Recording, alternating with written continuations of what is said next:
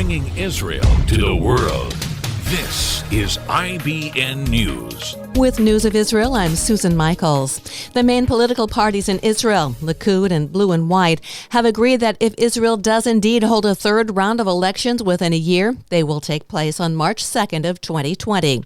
Lawmakers have just until midnight Wednesday to pull together the support of 61 MKs to prevent Parliament from being forced to dissolve itself and going to fresh elections.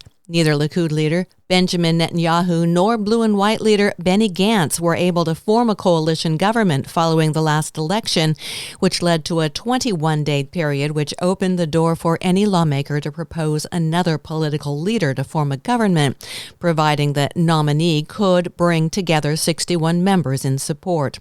If elections are to go ahead, a private bill to determine the date requires 4 readings to pass in the Knesset.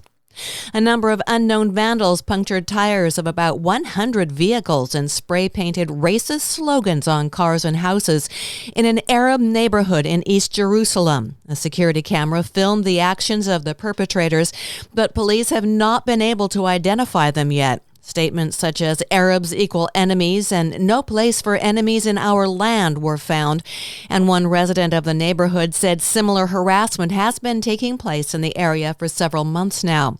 The man said there is a good chance that riots will now start in their neighborhood, and settlers cannot be permitted to do as they please. A decision was made last week in the Norwegian parliament to cut funding for the Palestinian Authority's education system.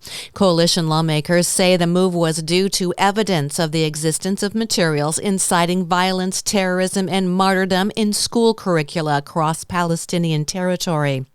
This action comes following a report made by the Jerusalem-based Institute for Monitoring Peace and Cultural Tolerance in School Education, which shows widespread radicalization to be rampant within the Palestinian education system.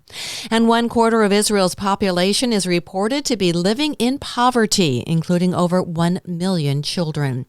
This, according to a report by Lated, an Israeli nonprofit aid organization and National Food Bank, which provides basic needs for Israelis living in poverty.